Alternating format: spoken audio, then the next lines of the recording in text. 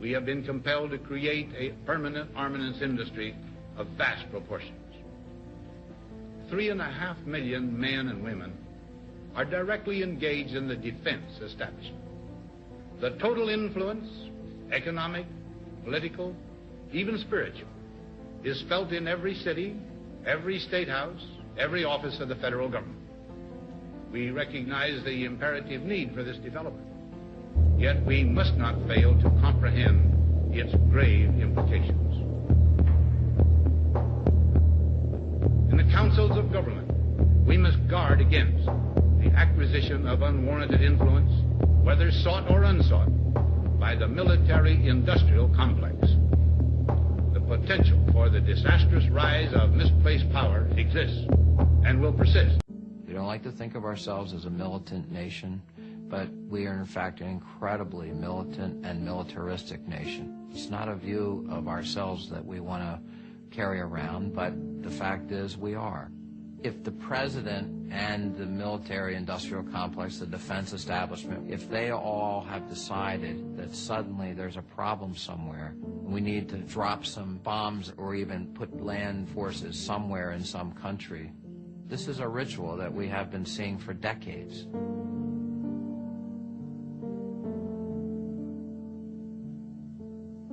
We've toppled governments, we've done coups d'etats, we've used intelligence services for covert purposes and done horrible things around the world, and we have put up with the most heinous human rights abusing countries. We have propped them up, we've even trained them how to commit human rights abuses. Today's demon was yesterday's friend, all in the name of either the Cold War or for commercial reasons.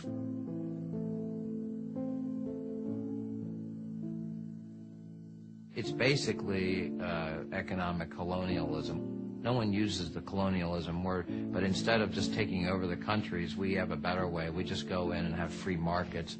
Whether we're trying to sell our products to their citizens or we're trying to mine their resources, we need to be in that country for some reason, and therefore we're going to talk about free markets, free trade. But what's really going on is we want our companies to get rich in your country. There she is. That's what all the fuss is about, oil. It's kind of pretty, isn't it? Oil. Coming up out of the ground to make life a bit more easy for all of us.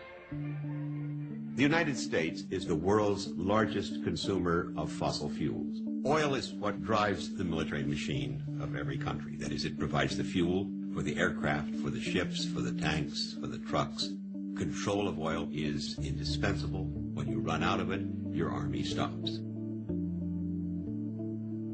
There is a direct connection between events that happened more than 50 years ago and the war in Iraq today. In 1953, the Prime Minister of Iran, Mohammad Mossadegh, became extremely irritated. The British were ripping off his country's national resources. He wanted a greater share in it. The British came to the new President Eisenhower and asked for help on this. Eisenhower very conveniently declared Mossadegh to be a communist, and we then sent the CIA to overthrow him. 3 days of bloody rioting, culminating in a military coup. The result was we brought the Shah to power, and he created an extremely repressive regime that within 20 years had led to a revolution against him. The Ayatollah Khomeini creates a government that is violently anti-American. For Americans shot up the hills. Khomeini said, quote, I pray to God to cut the hands off all those foreign advisors. In the after-action report by the CIA on what they had done in Iran in 1953, they said, we're going to get some blowback from this. We then made a puppet out of Saddam Hussein in Iraq, who was a friend of ours. He was an asset in the CIA's computers.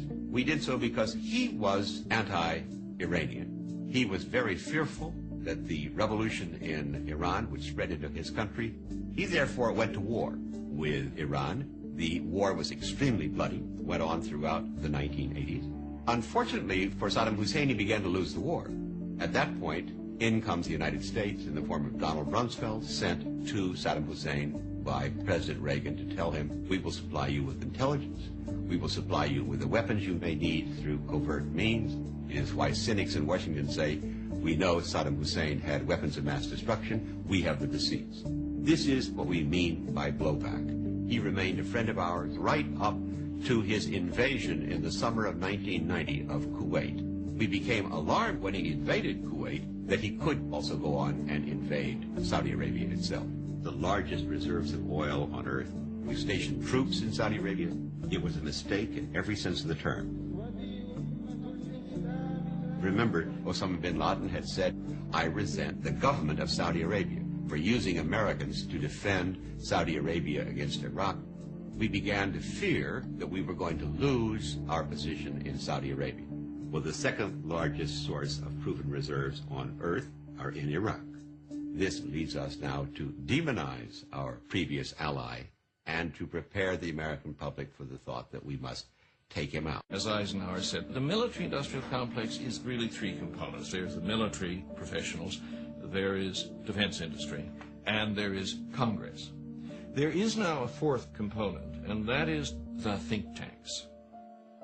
You know, one of the little-known secrets of Washington is that policy isn't really generated very much within the policy apparatus. A great number of the ideas come from outside the government, from various think tanks, like the Project for the New American Century. Saddam Hussein, here's the man, here he is in his box.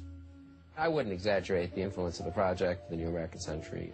It's a very small think tank, but in some respects we argued for, I suppose you might say, elements of the Bush Doctrine before the Bush Doctrine existed or before George W. Bush became president. The group included principals like Rumsfeld, but it also included a large number of people more or less unknown to the American public. And these people all know each other. They had all worked together before the Bush administration. We know we did not have an exit strategy in the invasion of Iraq because we didn't intend to leave. We are in the process right now of building 14 permanent bases in Iraq. There is this incredible hubris right now that we are invincible and we are the preeminent power on planet Earth.